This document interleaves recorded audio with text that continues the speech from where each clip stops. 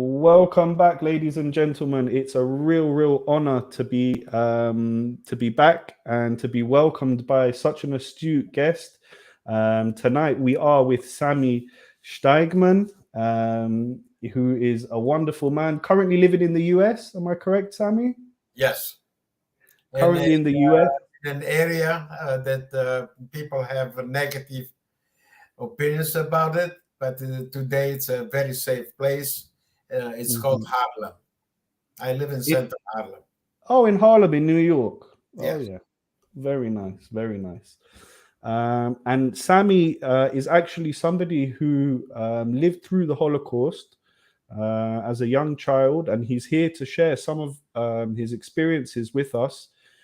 I think it's very important, and so does the rest of the team, for people to hear from people like Sami, and hear his story and some of the things he went through to make sure that history does not repeat itself and we don't go down a track that we've seen before. So Sami, please, can you just give a brief description of yourself and yeah, we can start from there. Okay, so I'm just going to imagine myself that not everybody is Jewish, not everybody heard about the Holocaust. So first of all, for me, the Holocaust is not a Jewish issue, it's a universal issue. The Nazis and their collaborators murdered 11 million people. Yes, 6 million were Jews, but 5 million were non-Jewish people. So it's a very important, not only for Jewish people to know. At the same time, I'm also, lately, I have started to emphasize not my personal story, but the history, how it happened. It did not happen suddenly. It took many years to reach a point of no return. It went step by step by step.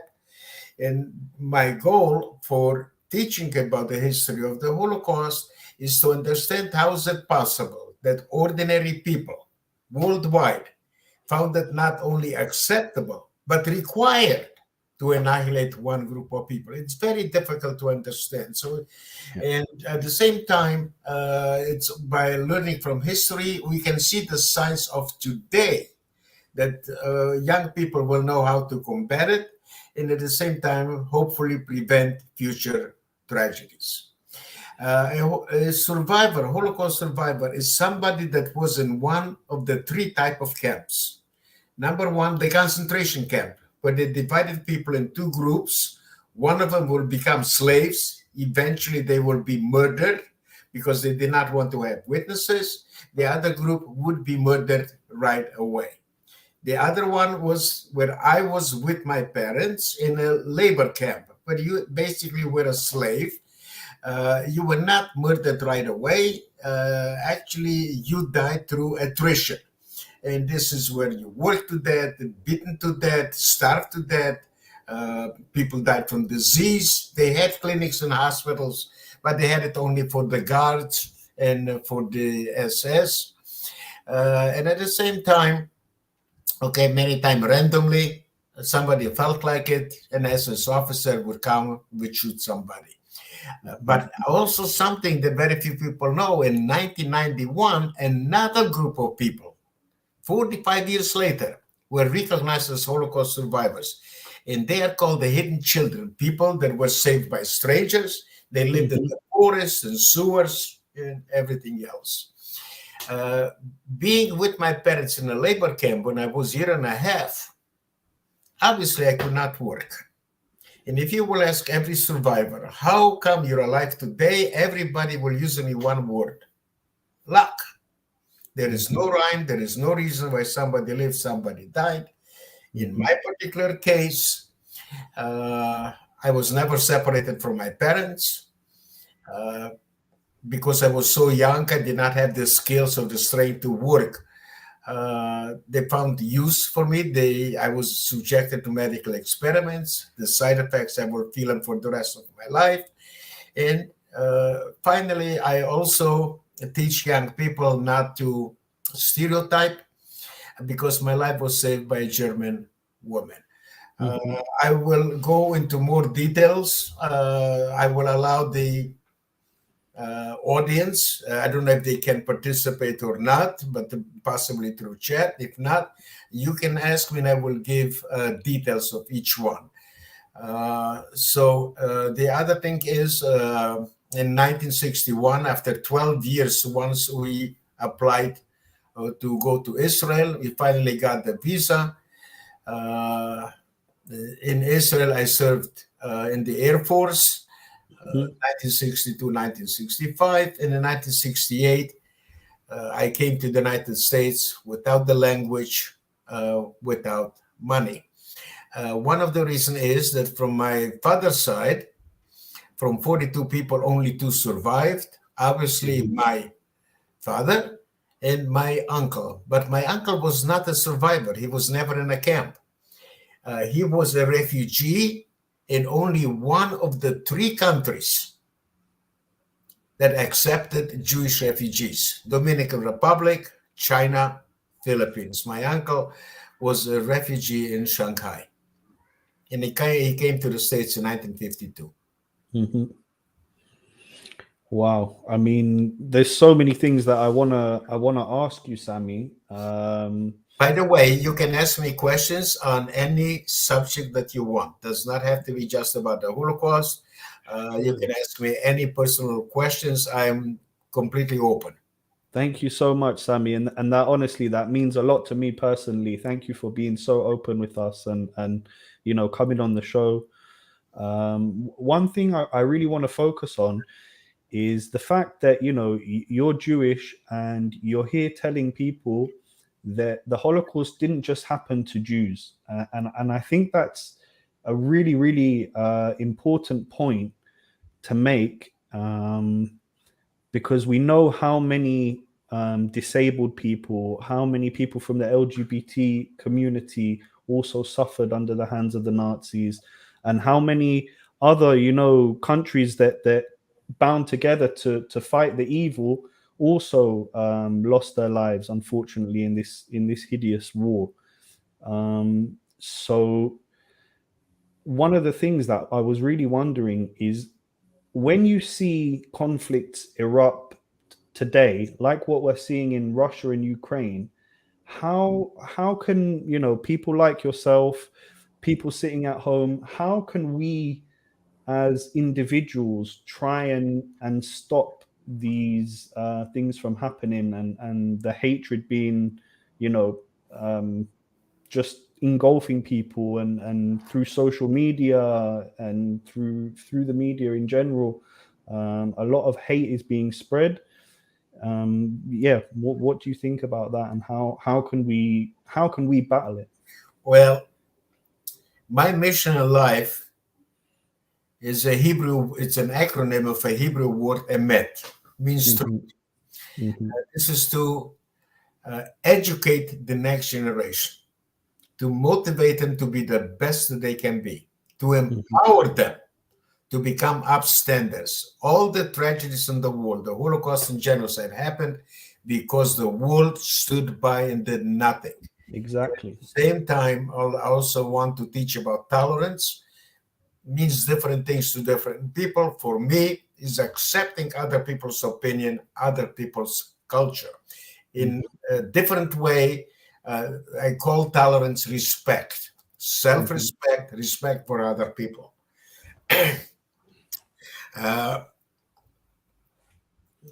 Before, I'm going to tell you about my feelings about Ukraine, if that's what you want to know. In my opinion, is different than a lot of other people. And at the same time, I mentioned tolerance. You don't have to agree with me, but okay, just respect that I have a different opinion. Sure. But I want to tell you, during the COVID, we all went through a very long, difficult period of time. But there is one virus that is much more dangerous than COVID-19.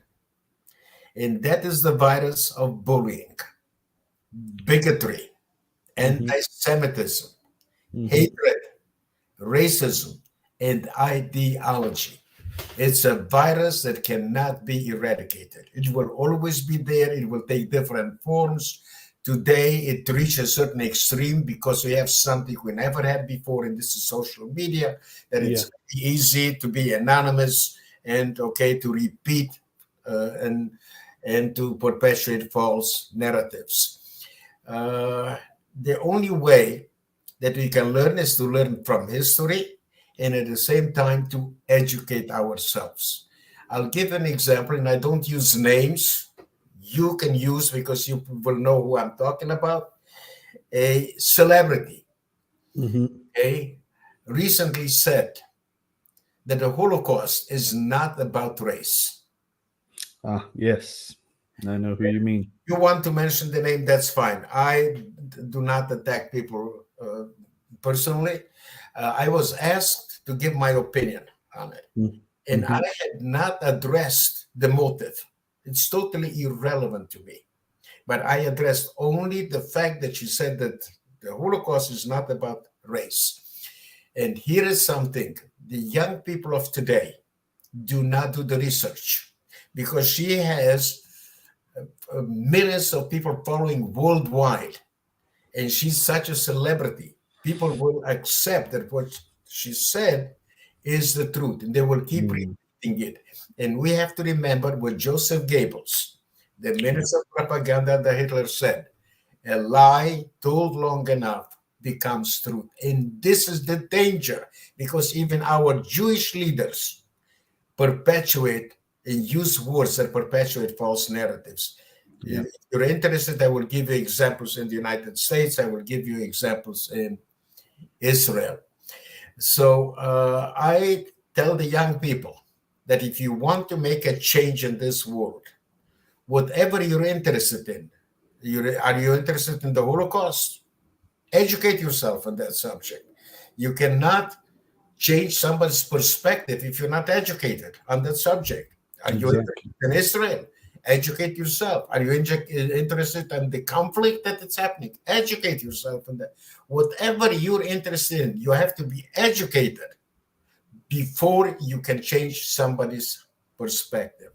And that is my goal and what I am trying to do.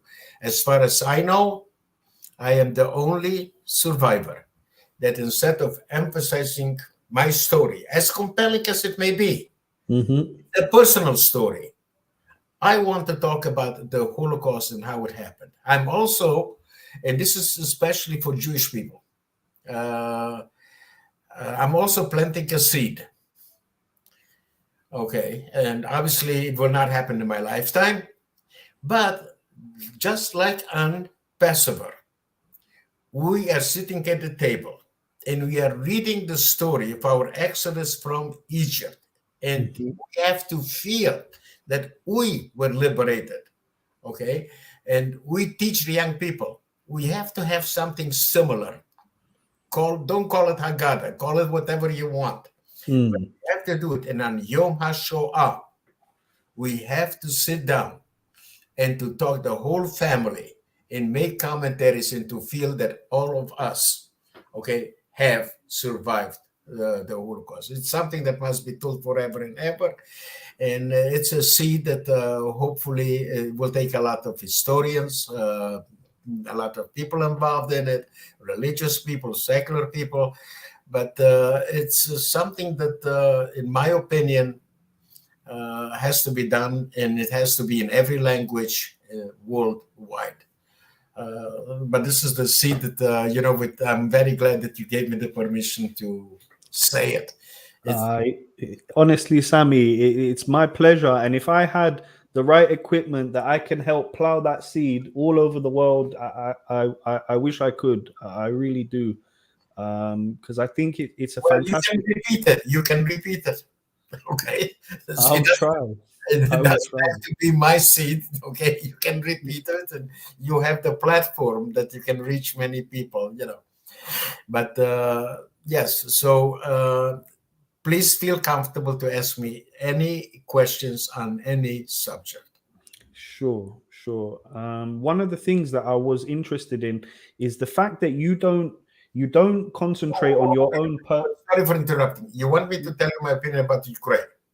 Yeah, sure. If you'd like to share that before I jump into the next question, sure. Like, how can we stop the conflict over there? Right now, we can't. Mm. Part of the problem is Zelensky. Part of the problem is Putin. Part of the problem is the US and also NATO. I lived in a communist country, socialist communist country, so I know something about people like Putin. Yeah. Putin will not retreat without saving face. No question about it. He will escalate. By Zelensky, by asking for the United States and NATO to supply him with ammunition, he is prolonging the war. He will not win against the Russian army. Putin does not care how many people he will lose.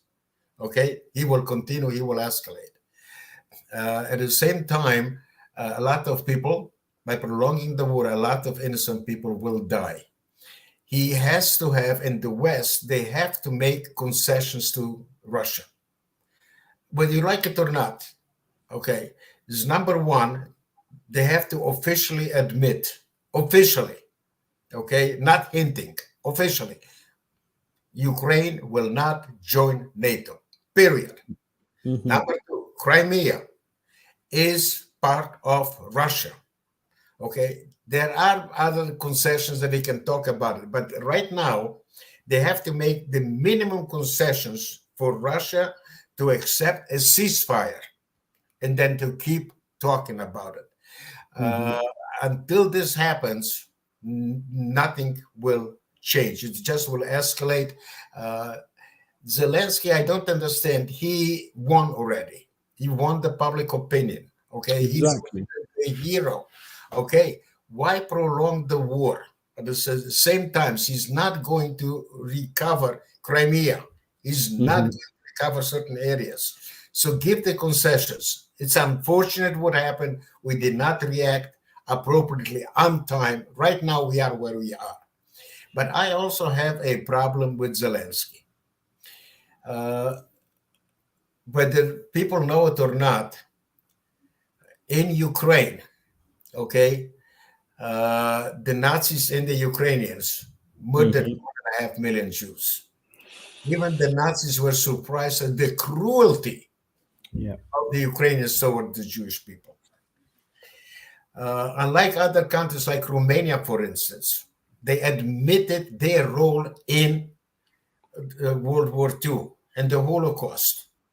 Zelensky, as a Jew, has not admitted the role of Ukraine in the Holocaust. It surprised me.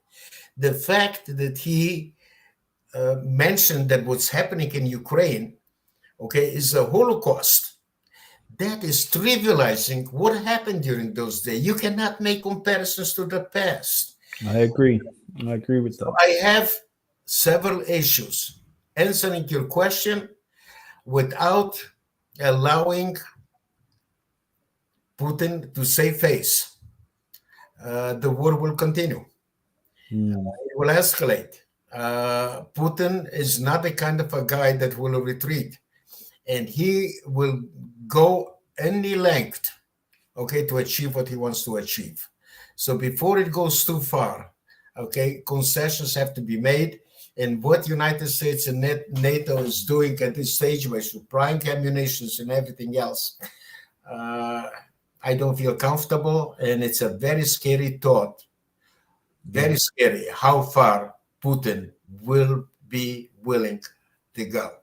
So I think we should do whatever we can. Obviously, as individuals, we cannot do, but the governments have to come to realize that they're dealing with somebody that will not give in. And that is, and unless they realize that and they're willing to make certain concessions, a lot of people will die, unfortunately. But that's my opinion. I'm not imposing on anybody. All I'm asking is to respect that I may have a different opinion than other people. Well, no, Sami, I completely understand where you're coming from. And one of the things that has been worrying me the most with this conflict is the amount of hate that you're seeing on both the sides, and people that are just, suddenly turning on Russians as if your average Russian is evil, which is obviously completely crazy thought, And Um, remember one thing.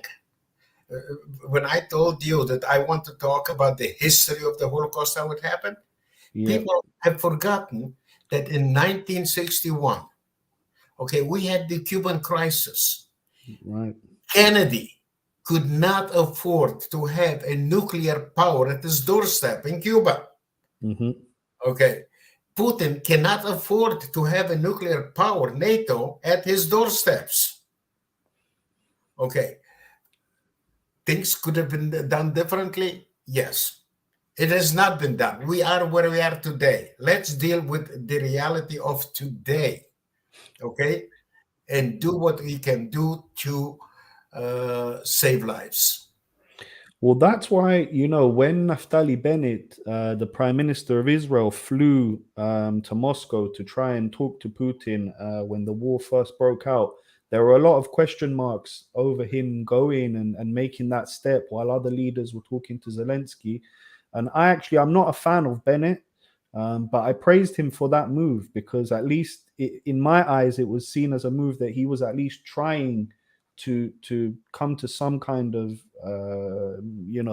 understanding, and to try and de-escalate. And I have a different This thing. opinion than yours Okay, sure, I'd love to hear it. Sure. because Russia, guess what, is in Syria. True. Right now, True.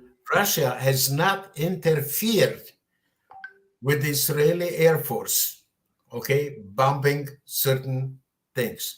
By annoying Russia, by taking sides, in which Israel has done, Hmm. okay, and by taking sides, okay, and Putin is a little bit angry. I don't know how far he will go with the Israelis. He may not allow the Israeli Air Force to attack targets in Syria.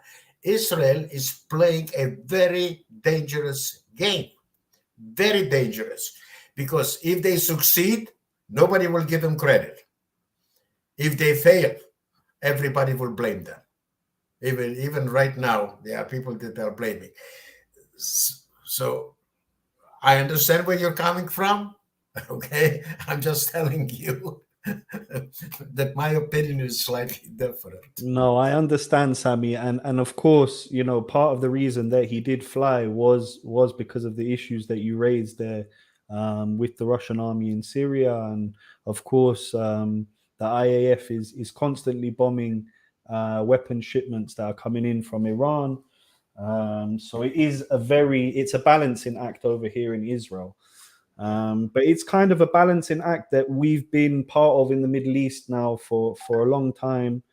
And unfortunately, we've been stuck in perpetual warfare for a very long time. And recently, Let me ask you a question, Amir. I want you sure, to give me the answer. You live in sure, Israel. sure, Okay? Take a look. The Palestinians have their own government. In Gaza, they have Hamas. correct, In Judea and Samaria, they have PA. correct. Why does Israel make the Palestinian issue our problem? It's not our problem. Why don't we go in becoming proactive and saying this is not our problem? We took it upon ourselves, it did not work. Now it's your problem. You solve it. Why do we help the PA, giving money for them, okay, to incite people to fight against the Israelis? Why do we give them money, okay, okay, to build tunnels, okay, to infiltrate Israel? Uh, you want to have your own state? You want to have your own government? Raise your own money. Why do Hmm. we have to give it to them? Can you Well, give me an answer? I agree with you fully there, and I Your think village is nothing. Why do they do it? it's it's a big issue, Sami. It's a big issue, but I guess Israel supports. They've supported the PA, and then in the past they've supported Hamas when Hamas was a very small movement. Israel kind of playing both sides there. I think you're right though. If Israel did just say, guys, it's up to you and you guys get on with it, And the people will rise up against their own government. It's true. It's true. And we did see that, Sami. If you remember the disengagement from Gaza in 2005-6, there was a vacuum of power in the Gaza Strip, and Hamas and Fatah, they had a mini, tribal war over there in Gaza. And of course, Hamas won. And since then, they've been in control over there. But something, but helping, okay, the lesser of the two evils is not helping. It's empowering them. I agree. Doing what they are doing. I agree. The Israeli government expects different results by using the old tactics. The old tactics do not work. Why do you expect different results? You're right. You're right. The Israeli government, it's among its many, many problems. This is one of the huge ones. But when we also talk about funding towards the PA, we also know that money comes in from abroad, from places like the USA, like Europe. So let them supply it. Why does I agree. But my issue is with some of that money that comes over, the PA are known for having a pay-to-slay policy where prisoners that commit, citizens that commit acts against Israelis and Jews, they get salaries while they're sitting in Israeli prisons. And I think this is something where if the EU want to give that money, it has to be based on you have to stop that policy as immediately. Otherwise, there's no funds. There's no funds. Either you stop the money coming in, and we're done. We have other programs and other people that we need to help, especially now with what's going on in Europe. Right. So yeah. And the money can be used to help a lot of people. There are a lot of poor people in Israel. Big time. Okay, so but anyway, but that is a different issue. Okay. Yeah, it's a different conflict, and it's been almost 100 years now. But one of the things that I say on our show a lot, Sami, is that the British and Irish, they fought for hundreds of years and they now live peacefully side by side. The Danes and the Finns, they fought for hundreds of years as well, and now they live peacefully side by side. So it's my belief that Israelis and Palestinians will also get to this stage. I'm just not sure how soon and these things will happen. Right. The only thing that I'm saying is, which the world does not want to accept, to understand, is the Palestinians are not fighting for land. They could have 95% of what they want. They wanted, the right of return, which means it will be the end of Israel as a Jewish state. That's what they're fighting for. And once the world will understand that it's not about land, it's not about borders, it's not about two states. Once the world will understand that, then people will be able to get together. Let's hope for peace. Yeah, let's hope. Let's definitely hope that will be the case, for sure. And in the meantime, I would suggest that if you're an Israeli or if you're a Palestinian listening to this, just try and live your life as peaceful as possible, and don't be dragged into the hatred that unfortunately lies on both sides. There's deep hate, and I can understand where it comes from.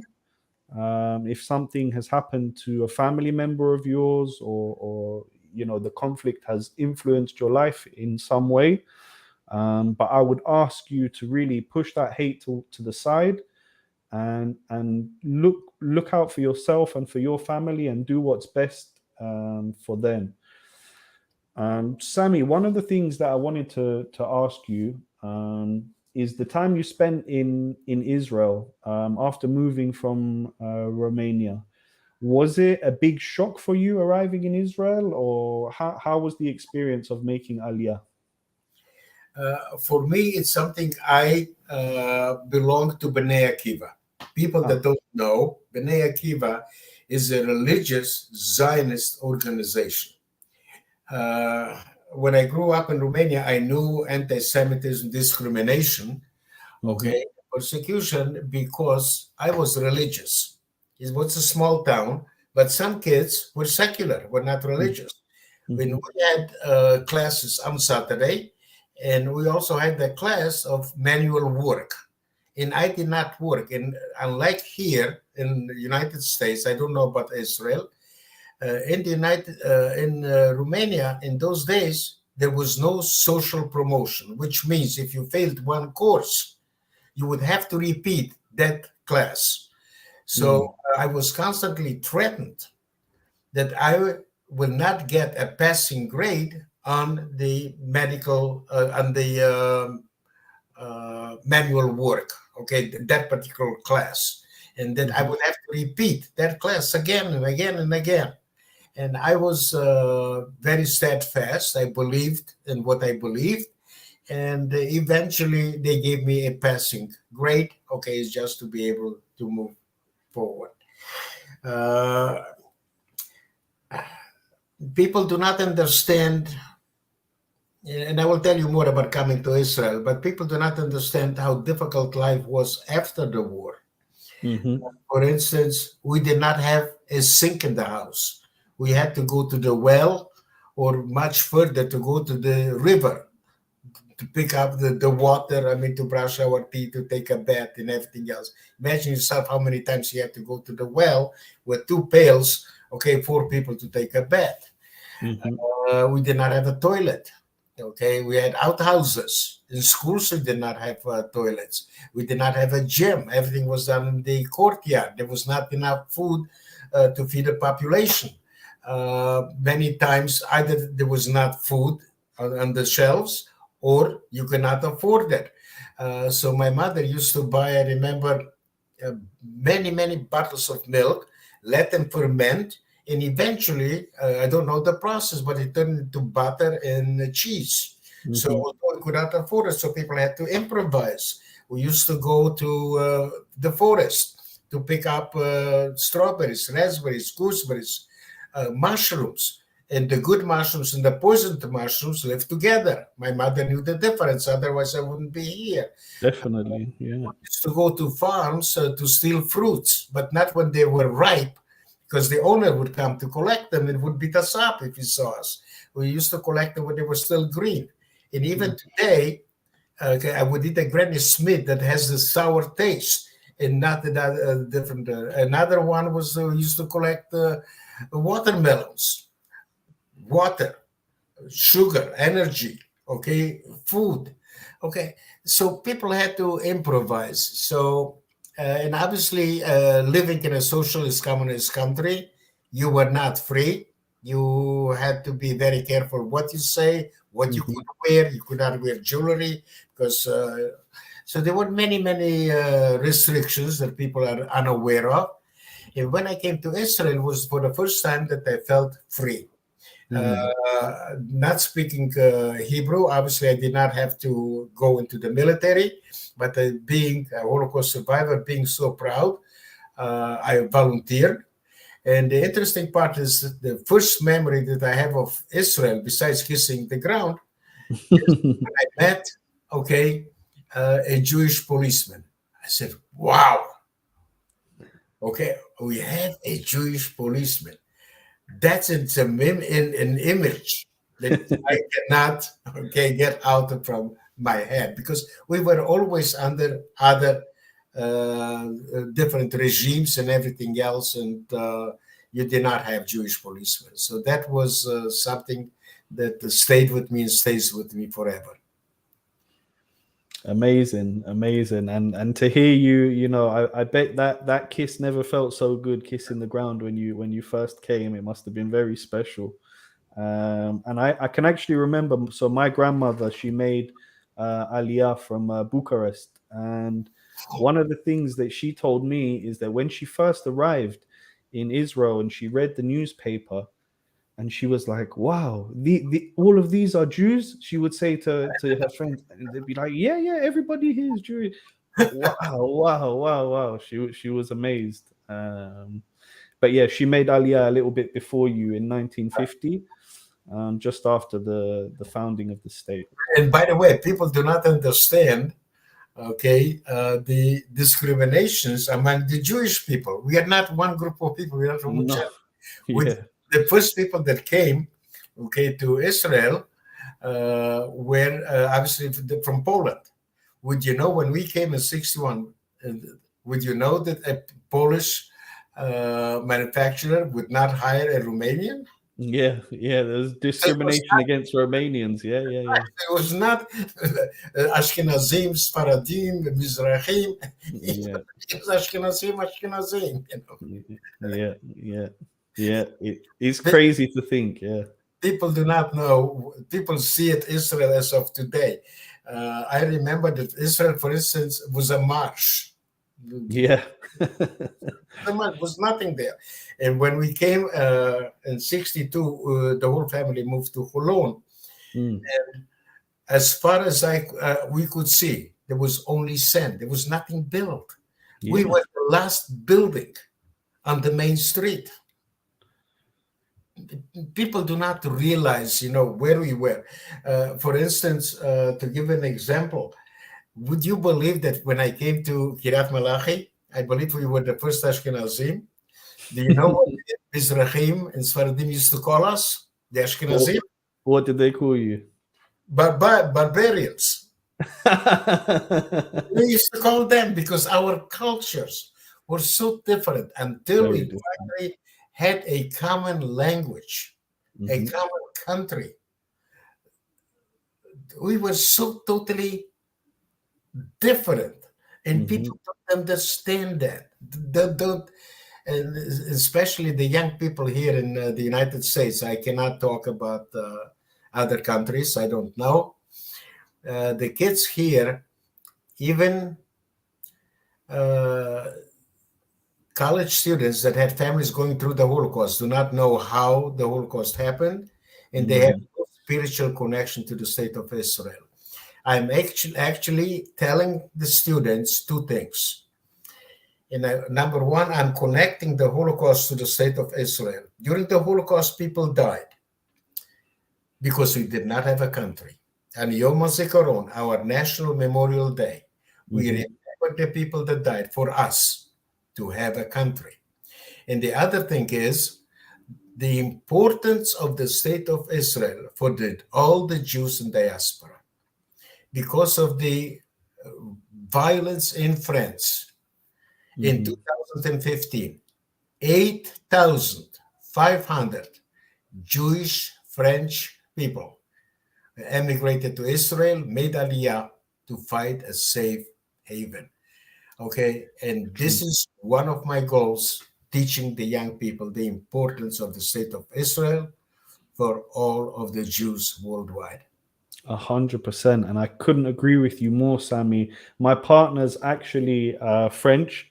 She made Aliyah a little bit after 2015, around 2018, and I remember. So we've been together here that whole time, and I remember there was, I think it was her first Holocaust Memorial Day that she spent in Israel, and she finally something switched in her brain, and she was like, Amir, I understand now why Israel is so important to you and to us as a Jewish, as Jews and as a Jewish nation. And that really warmed my heart because before she couldn't really understand, France has many advantages to living in Israel. And Israel also has many advantages to living in France. But of course, coming from France, there's many cultural differences, and I can even remember driving on the road. In Israel, it can be quite aggressive on the road. People go from here, people go from here. She was like, choc de culture. What is this in France? This would be, illegal or something. And I said to her, well, yeah, welcome to Israel. So, as you can see, I am different than all the other survivors. I'm the only one, as far as I know, that I talk about the evolution, the history. I talk about the importance of using the proper words, okay, not to perpetuate false narratives, and also making the connection to the state of Israel. So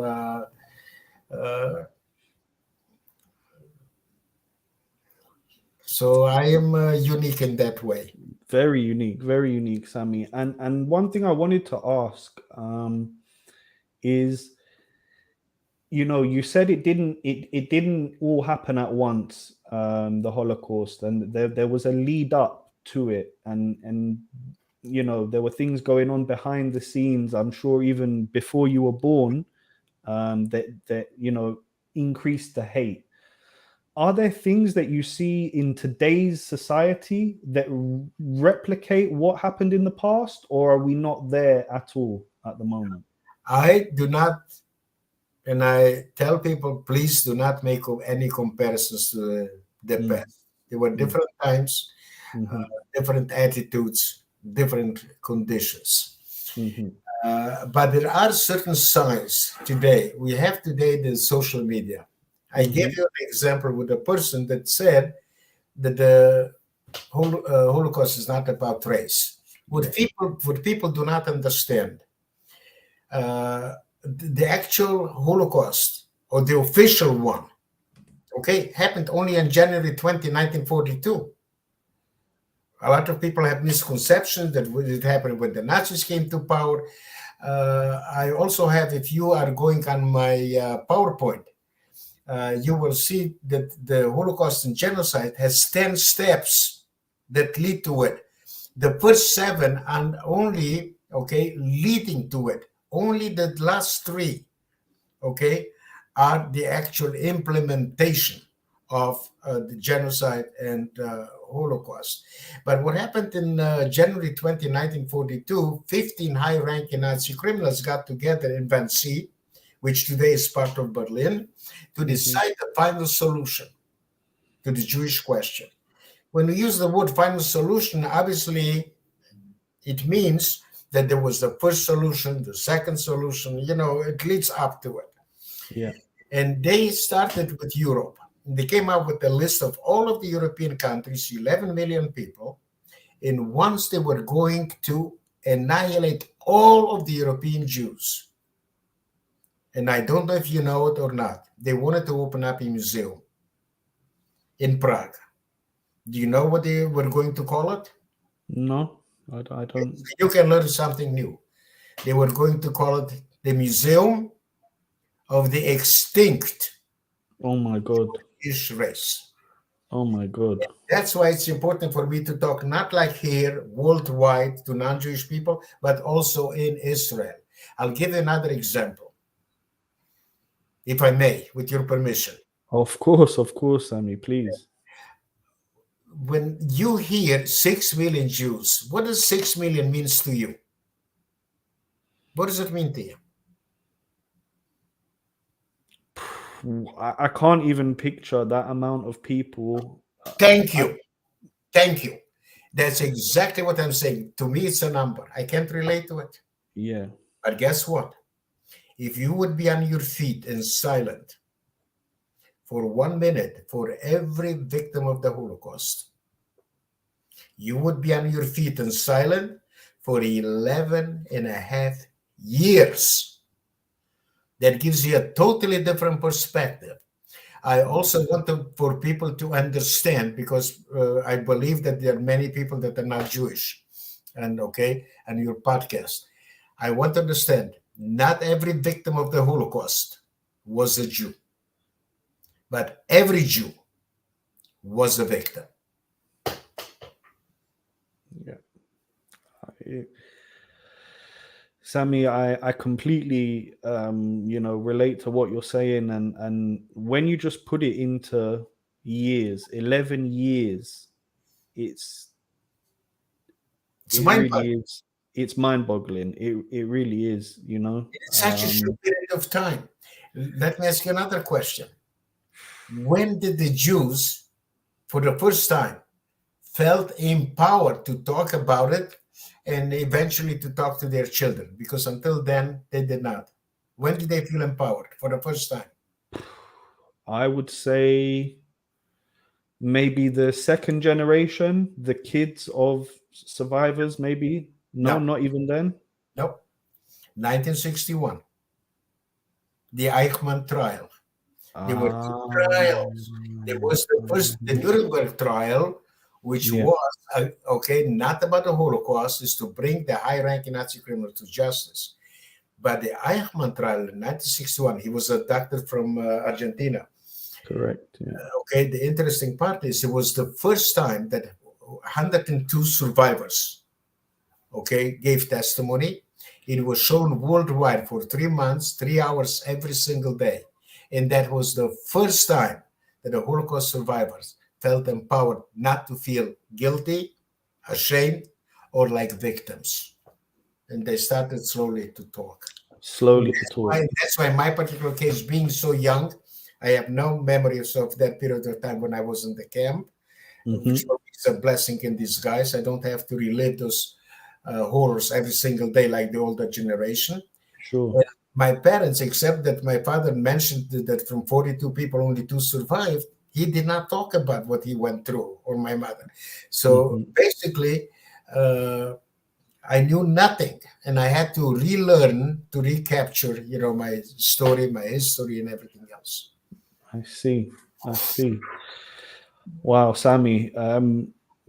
I don't even know where to go from here, because it's just Anyway, a pleasure to be sat with you. Amir, do me a favor. Sure. Think. Let your curiosity soar. Sure. So one thing I did have in mind, I know you do a lot of motivational speaking. Yes. So I wanted to get onto that, and apart from the things that we've talked about today, how do you feel that you can inspire the youth to lead productive lives and be happy with what they have? Because I feel that the younger generations, with all the advent of social media and technology and these kind of things, it's kind of made people's mental health maybe change a little bit, and kind of raised bad emotions like jealousy and these kind of things.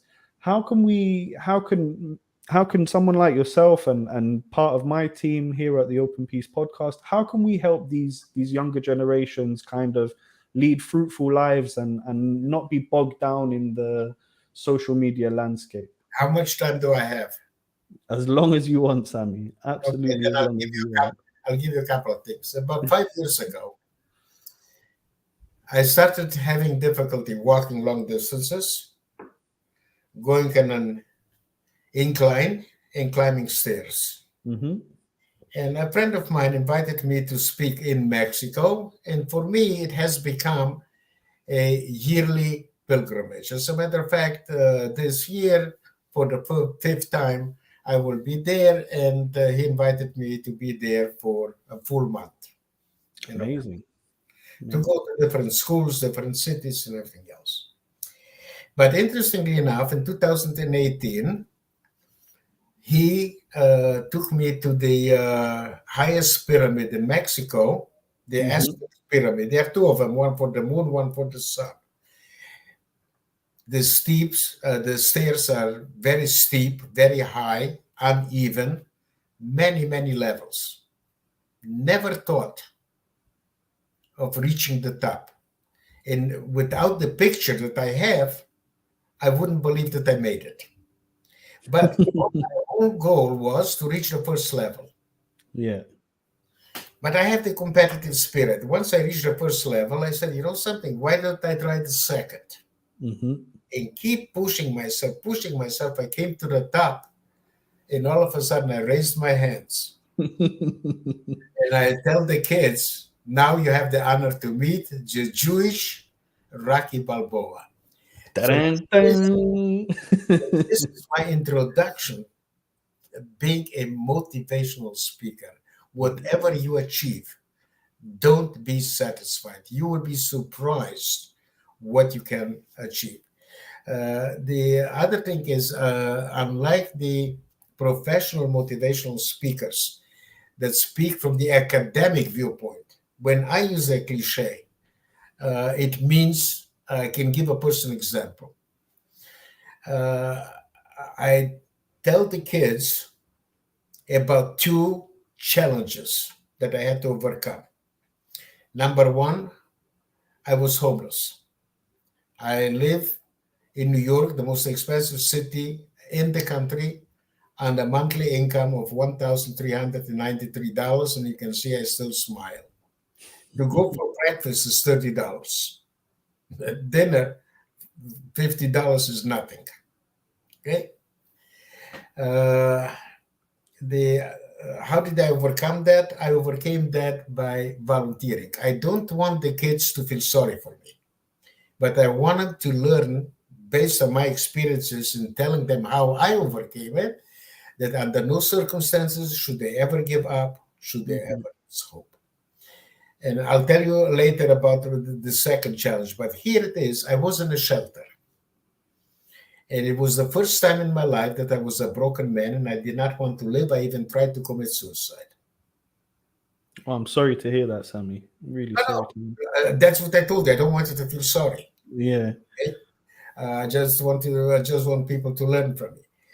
But interestingly enough, I was an extremely heavy smoker. I would say at least 2.5 packs a day. Oh, wow. That is a lot. That is very heavy. I would never given it up. I loved it that much. But I wanted to test if I still have the willpower to live. And I said, when I will quit smoking cold turkey, suddenly, I will recover. I did not say I will try. I will try is not a commitment. Mm-hmm. I said, I will. December 13, 1996, I had my last cigarette. That's it. Finished. You kicked it. That's what I'm trying to say, that as a motivational speaker, when I use a cliche, okay, I give a personal example. And one of the cliches that I'm using this particular story is differentiating between a pessimist and an optimist. Most people, when they talk about being a pessimist or optimist, they think of a glass half full, glass half empty. Sure. I say something totally different. A pessimist sees in every opportunity a problem. Mm-hmm. An optimist sees in every problem an opportunity. And I just gave you an example what happened when I was in the shelter. If there was an opportunity for me to recover, I decided to do something and I did it. So don't ever say I will, okay? Say I will. Don't say I will try, say I will. The other challenge is I have a son, I have 2 grandchildren. I'm not allowed to see them. That's very painful. So how did I go past it and remain still a happy person? Is all of us have a want and a need. A want does not have to be fulfilled. My want is to go to Australia. Don't ask me why. If it happens, fine. If it doesn't happen, I can go on the internet and I can see any city I want. True. But I have a need, and my need is to teach and to share. I cannot do it with my son. I cannot do it with my grandchildren. So right now, speaking to your audience, when I go to schools, okay, universities, okay, they help me fulfill my need. And whether they know it or not, they become my substitute grandchildren. Wow. So that's what I'm trying to say. Don't get stuck in the past. Move forward. You asked me how I overcame it. That's why I'm still a happy person, because of my positive outlook in life and always moving forward. Okay, the past is gone. Mm-hmm. It happened. I acknowledge it. I learned from it, but I move forward. And that everybody will do the same. So one of the key things I think you said there as well is that you learned from the past. Because my worry, and I want to be very honest with you here, Sami, my worry is since the kind of advent of social media, I've been worrying that we haven't learned our lessons from the past, and the acceleration, like not the individually people can learn, but I'm saying as a humanity as a whole, I don't know if we've learned the lessons from the Holocaust when we see some of the things that are going on today. Even if we look at places like China and what they're doing to Uyghur Muslims. Yeah. Yes. As a matter of fact, I fight for them. Great. Fantastic. Yeah. I think that's brilliant. I spoke on their behalf twice in the front of the UN and one time at their national rally. And they listened to what I had to tell them. Mm-hmm. Amazing. And I hope that message can get, we can spread that message and get voices for peace and voices for humanity out there. Something that affected me quite a bit was last year during the conflict that happened here. I believe in English it was called Guardians of the Walls or something like that. Be'ivrit Shomer HaChomot. Yeah. I noticed the kind of, maybe I'm a bit oblivious to this because I don't use social media that much apart from doing this platform, is that on Instagram and places like this and TikTok, I was seeing people that aren't connected to Israel or Palestine, people from America, people from Europe, burning flags of Israel or Palestine and burning and doing terrible things. And I'm thinking, this is blind hatred. This is sinat chinam, what we call in Hebrew. They don't know what you're talking about. They don't know what they're doing. They're just repeating. That's exactly the problem with the social media. That's why I am, unfortunately, the only one that emphasizes the history of the Holocaust, not my story. Do I talk about myself? Of course I talk about myself. Do I talk about my parents? Of course I'm going to talk about it. It's honoring that generation and everything else. But I don't put it, how shall I say, I don't solicit empathy. Yeah. It's not at the forefront of your message. It's not. No, okay, for instance, to give an example, I was subjected to medical experiments, right? I suffered every single of my life, and I will suffer for the rest of my life, from head, neck, shoulder, and back.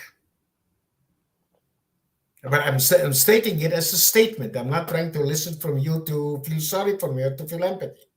Talking to you right now, I am in pain. But I'm coming from a generation that was very stoic, and you will not see it on my face. Mm-hmm. The other interesting thing is, in my particular case, okay, they could not find a cure. It's not localized. It's constantly moving. I don't know where it will start. I don't know how long it will be. I don't know where it will go. For how long, I don't know. The strength of the pain on a scale from 1 to 10 can be very severe, 8 or 9, can be very mild, 2 or 3, and the average is 3 and 4, but it's every second. Mm-hmm. So they could not find a cure for it. A friend of mine, a doctor, because I lost numbness on my hands, took me to the hospital to put me in traction. He did something for my neck, my back hurt. He did something for my back, my neck hurt. He said, can you do something that helps both of them? He said, no. So I said, you're my friend. Thank you very much. I'm going home. But he told me, we never know. We don't know what causes it. So at some point, you may become crippled. Okay. As long as you can, do whatever you can. I do a lot of things that I'm not supposed to do. Mm-hmm. Okay. But I don't give in. I move forward. Staying at the sink causes me pain. shaving or whatever it is. But I got used to it. I don't pay attention to it as much as I can. And I just go on and live my life to the fullest that I can. Yeah, and that's it, right? You've got to live your life to the fullest. Right, and that's why I'm saying, I don't elicit empathy. I don't want you to feel sorry for me because you can see me that I'm doing normal things, Yeah. okay, things that I'm not supposed to do. But life goes on. Well, I think it's amazing that you're still flying out to Mexico. You're still flying out to Mexico and giving speeches over there. I think that's incredible, Sami. And I want to give an example of the young people, and hopefully I will be invited to come to Israel to speak. But I'll give you an example of two students. The power that the young people have and they don't know. I just came back recently from northern Kentucky and Cincinnati. A student arranged for me, forget about 2 days, flying to and coming back. In 4 days, arranged for me, okay, to speak in 8 different schools. Wow. 17 presentations. Whoa. 2 museums. And also at to give a presentation at a local library to the adults. In 4 days. A student, high school student. Another example, a German student, for her graduation, wanted to have a personal project, and she found out there is a spike, a rise in anti-Semitism in Germany. She wanted to talk to the Holocaust survivors, and it so happened it was me, and she recorded me for a full hour. And the last minute, the teacher told her that she has only half an hour. Take a look what she accomplished in a half an hour. Number one, her classmates asked her to give the full presentation, whatever she wanted to say, and the full recording with me. The teacher invited her to give the full presentation to the teachers' conference. Wow. That gave her the idea for the school to invite me to come to speak there. At the same time, she went to the Holocaust Museum. She went to different schools, okay, to arrange for me to give presentations. Because I live under the poverty line, she decided to raise money. She raised 963 euros to bring me to Germany. And the icing on the cake, because of her half-hour presentation, decided that from now on, he will take his class every single year to Auschwitz. And the interesting part of it is, 2 days ago, she bought the tickets because I did not know how long I will be there. And I will be there from August, 22nd to September 1st. Wow. For almost 2 weeks. Wow. Wow. Good luck with that. Good luck with that trip, Sami. And this is what I'm trying to tell you.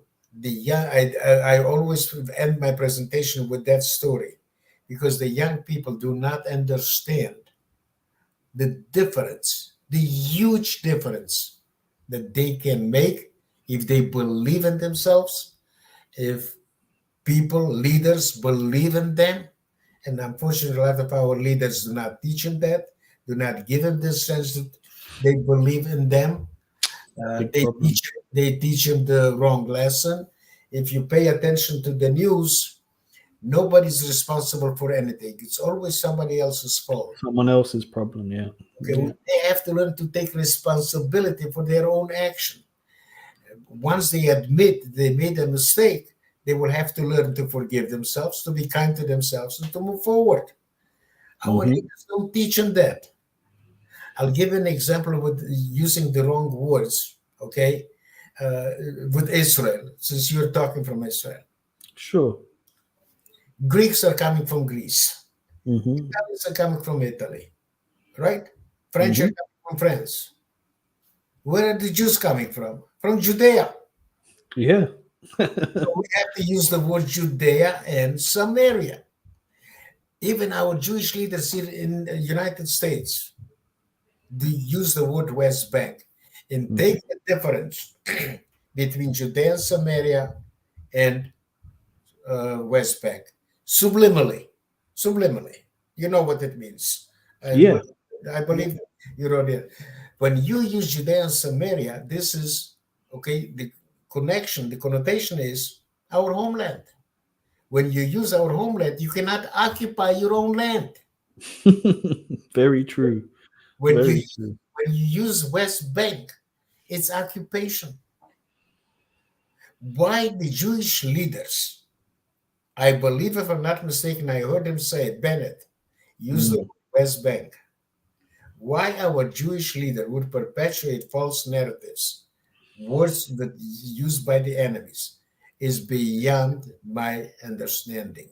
I think it's become so much of a contentious, issue. Even using the word settlements as well. People, that's a word that spikes a lot of things, and then people that use West Bank instead of Judea and Samaria, it spikes a lot of things. Do me a favor, use disputed territories. Don't use West Bank. Disputed territories means that there is room for reconciliation. Correct. I completely agree with that. Yeah, so calling it disputed territory. The Jewish leaders use the words of the enemies. It does not make sense. Yeah, I agree. I really do agree with that. And I think using a term like disputed territories is key, because then people on the outside that don't understand the nuances of West Bank, Judea and Samaria, Gaza Strip, it simplifies it. Yeah, it simplifies it. Okay, you can talk. Yeah. Okay, on occupation, you don't talk. You fight. Yeah. Unfortunately, you're right. This is the problem of social media. And like I told you, with that particular person that said that the Holocaust is not about race, and I explained to you that it is about race. Yeah. But people in power, people, that professors that teach intelligentsia, celebrities, they have to educate themselves and to make sure that they're using the proper words, because the kids will not do the research. 100%. And I think a lot of the times the celebrities, they cause, and in fact, we could do a whole episode about this and celebrity culture and all this kind of thing. They actually cause a big tear in society and cause a lot of trouble. And I'm sure, Sami, as a Jew, you're well aware that idol worship is not allowed in our religion. And I see modern day celebrityism as kind of idol worship. It's like a modern day idol worship. So if anyone's listening out there, turn off your celebrity follows and all this kind of stuff, and focus on your life and how to improve your life around you, instead of maybe admiring some of these people who say some very, very silly things on TV, like the person you mentioned. We won't mention her name, her or his name. I don't. You can. No, it's okay. I don't want to mention her name anyway. She, after the silly things that she said. Sami, we're gonna have to wrap it up in a little bit. In say 10 minutes or so. I did want to ask you one more question from all the things that we've talked about today. And you did mention that it was a German that saved you. Yes. So could we hear a little bit about that? And I want our listeners to hear this story, because it's very, very important. And I want them to understand that Israelis and Palestinians living here also save each other's lives every day in hospitals all around the country. Correct. So please, Sami, go ahead. So what happened is, not far away from the camp, there was a farm owned by Germans. And the woman brought food to the guards and the SS. So obviously she had access to the camp. Mm-hmm. When they finished with the medical experiments, obviously came a time that I was dying of starvation. My parents, by the way, had two jobs. Number one, they had to survive, but at the same time, they also had to take care of me. And to give an example, in Ukraine, the winter is bitterly cold. Mm-hmm. For a loaf of bread, how much food will it last? My father gave away his winter coat. But anyway, came a stage that I was dying of starvation, and there are physical signs: big head, swollen stomach, swollen feet. And here is the woman that she saw the physical signs that I'm dying of starvation, had compassion for a strange Jewish little kid, and decided to give me milk. And I wanted to understand the courage of that woman. And she did it just because it was the right thing to do. But she did not risk only her own life. She risked the life of her entire family. People like her that save strangers, I specifically don't use the word Jews, are called the righteous among the nations. Mm-hmm. I do not know her name. I was unable to honor her. But in 2014, I was in Israel to give testimony at Yad Vashem, the most famous, the well-known Holocaust Museum. In Jerusalem, next to Yad Vashem, there is a garden honoring 27,000 non-Jewish people that saved Jews. Correct. And I saw a marker honoring the unknown righteous among the nations. That made me extremely happy, because indirectly, the woman that saved my life has been honored. And you mentioned something that's important. The Palestinian people are not the problem. No. Okay? They want the same thing that we want. The difference is the leadership that incites them, that keeps them, okay, in misery, okay, that keeps them, okay, not providing them with enough food, with enough opportunities, jobs, and everything else. It's the leadership that incites them and everything else. So the only way that things can change, Israel cannot change it. That's my firm belief. The only way that things can change if the people themselves will arise against the corrupt government that they have and put in a government that cares for them and that is willing to work with Israel.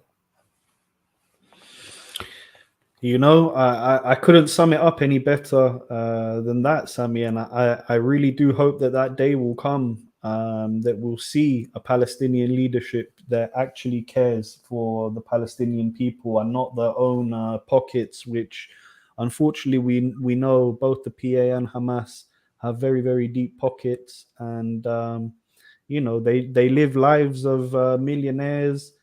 And while, you know, the average person, unfortunately, in Gaza is under a lot of, you know, Right. very, very tough conditions, very tough conditions.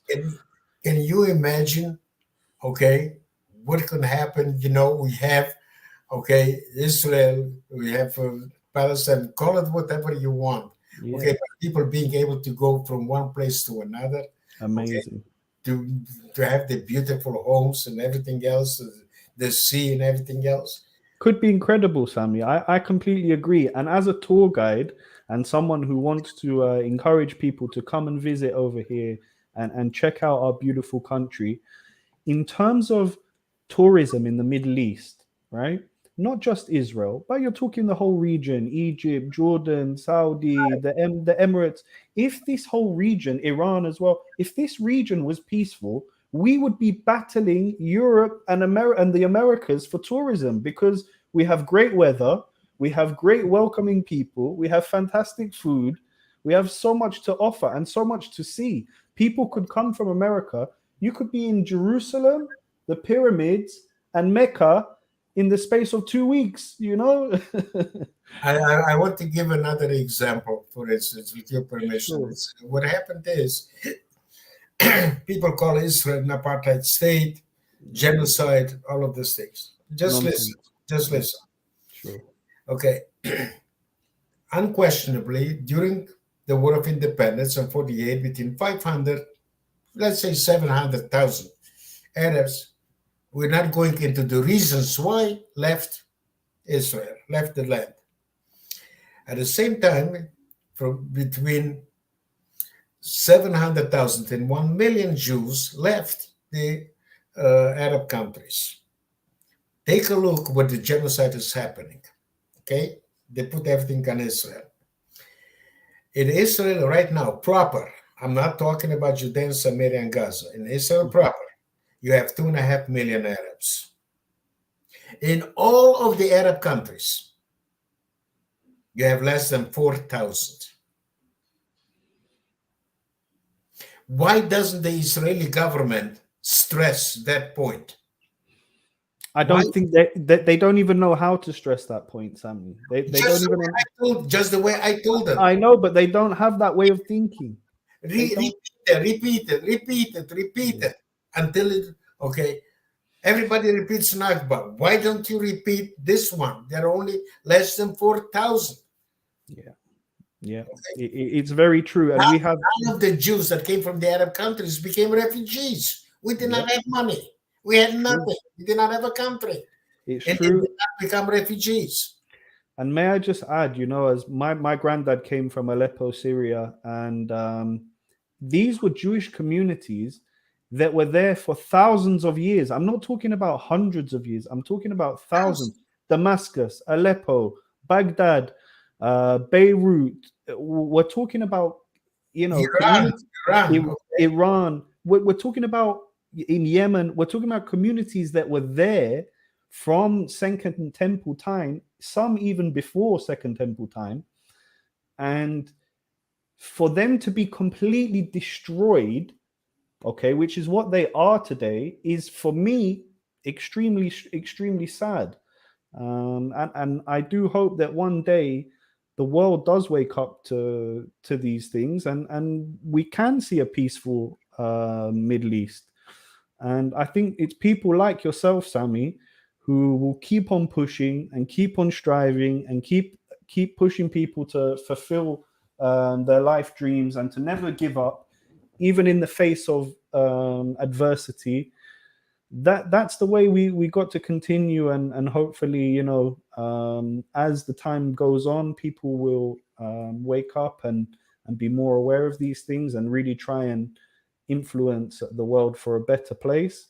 And I'm sure you've done more than your bit, Sami, inspiring the youth. It's been an absolute honor to speak to you today. And I would love to invite you back anytime that, if you're not busy going to Mexico and Germany and giving speeches and stuff. Anytime I will make myself available. Okay. Someday, hopefully, I will be invited to speak in Israel.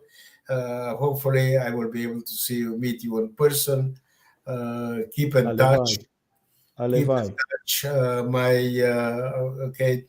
I call myself MD. I'm not a doctor. I'm media deficient. So the only platform that I use is email, telephone, or my website. Sure. Facebook. And Facebook. I know that young people get away from Facebook, but I have an Instagram account, but I don't know how to use it. I see. Well, Sami, I will definitely reach out, and I want also you to do something. If you do come to Israel, I would love for you to reach out, and I will take you as a tour guide to anywhere you want to go in Israel. No problem. Just and I'll make myself free. I'll cancel work and I'll make sure that I can take you anywhere you want to go. And I'm so glad that we managed to have this conversation. And we say in Hebrew, Elef Todot, 1,000 thank yous for coming on, Sami. Thank you. Okay, please. Also thank Kane for arranging for me For to be sure. on the For sure. podcast. And please send me your information. For sure, for sure. I'll get everything over to you, and yeah, of course, I'll thank Kane. Hopefully, next time we have a conversation, we'll bring him on in. I know he's super busy at the moment up in Manchester, and he's got a lot of things going on, but Right. he'll be coming back on the show soon as well. And So, the other thing is there is a pilot program. Like with pilot programs, everything takes time. But there is a pilot program here. Is people like me, and I've been the first one invited to speak at the 100% Muslim high school. oh Okay, wow, incredible! so there is a pilot program right now to educate the Muslim youth. So I've been very honored to be the first one that was invited to speak to them. Amazing, amazing, and good luck with that, Sami. Let me know how it goes. I think it's incredibly important strengthening the ties between us cousins. You know, Jews and Muslims, regardless of what you want to believe or this or that, we are cousins, and we shouldn't be. There is We only shouldn't one race, the human race, and we exactly, need to take care of each other. exactly. Too right, and that's a absolute amazing way to end the show. So So I hope you will send me a copy of this program, of and, course, possibly you'll make it available for people to be able to see it. Okay, as of often as course, they want to. of course, it will be on YouTube, and I'll send the link to you via mail, so you'll have it, Sami. I'll also send you my phone number, so if you want to contact me and you do make it out to Israel, and even Sami, if you need a place to stay, you're welcome. My door is always open if if you need a place to stay. That's a So true Israeli. Like I say in Spanish, the only thing that I know in Spanish is "sí," buenos dias, in mi casa, su casa. mi casa, su casa. Really, really, Sami. So feel Thank you, free. Amir. It was really an honor and a pleasure. Thank you so much. And thank you all to our viewers. And I hope you have a nice evening, guys. See you next time. And Thank thank you. you, Sami, so much. Thank you. Bye for now.